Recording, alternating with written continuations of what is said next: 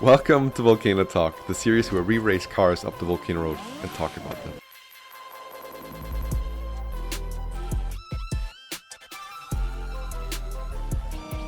And we're off. We're off in a car that has won a special place in my heart ever since I've watched a certain Top Gear episode that I'm sure most of you are aware of.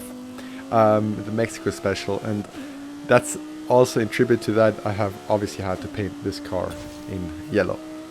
Now, I did talk through the sliding at the beginning. I want to mention there is a slight season change. It's not the wet season, yet there was still, the road is slightly damp. I think there was some rain before I loaded into the map, or before I loaded out of the garage. I can hear a little bit of rain noise when driving on the road, maybe you can hear it too. But really, visually there's nothing. I waited for it to be dry anyways. But yeah, so maybe some of the slight sliding here and the drifting points are to be contributed to that. Just wanted to get that out of the way. Alright, so I found some fun facts here for this car, since this car has a special place in all of our hearts, most likely. And yes, I do like to mention fun facts a lot, and most of the time they're not facts and they're not fun. But this time I promise they're both. Well, okay, at least one of them. One of the things I found interesting when researching this car is that Yamaha tuned this V10. It was co-developed with Yamaha's music division, so it's intentionally designed to mimic a Formula 1 tone. And I'll let you listen to it really quickly.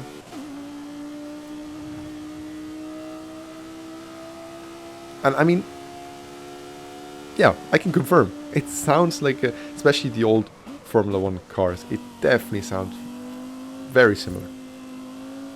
Another thing that's maybe a fun fact or similar to something that Mercedes does, at least that I'm aware of, the AMG Mercedes line, is that each engine is assembled by a single Takumi master builder, who then also signs an engine plaque.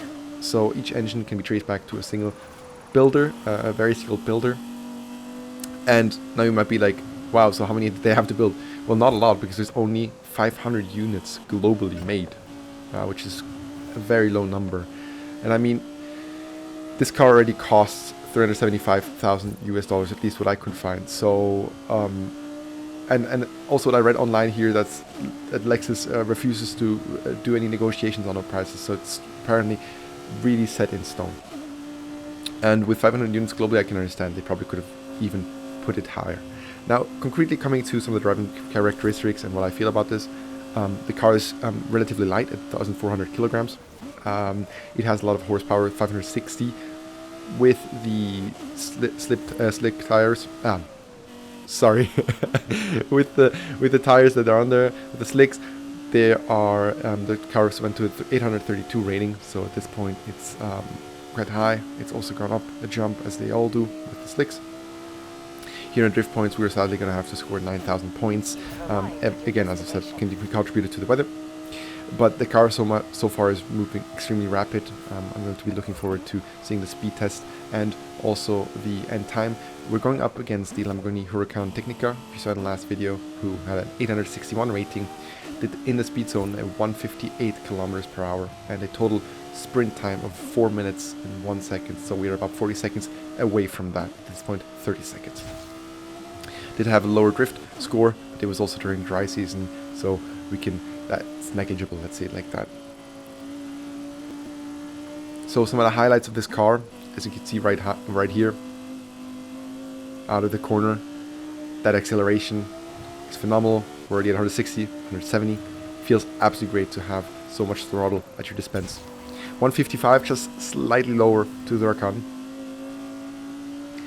But this V10 might even be better sounding than the Huracan, but I'll leave that up to you to decide. We're moving to the finish line here. Sadly, we've just passed the time that the Huracan made at 4 minutes and 1 second, and we'll be entering the finish line at 4 minutes and 8 seconds. That is still an exceptionally good score, and if you check the document, I'll always put it in the comments, of course, that puts the Lexus LFA, out of all the cars we've tested so far, in a solid, really solid second place.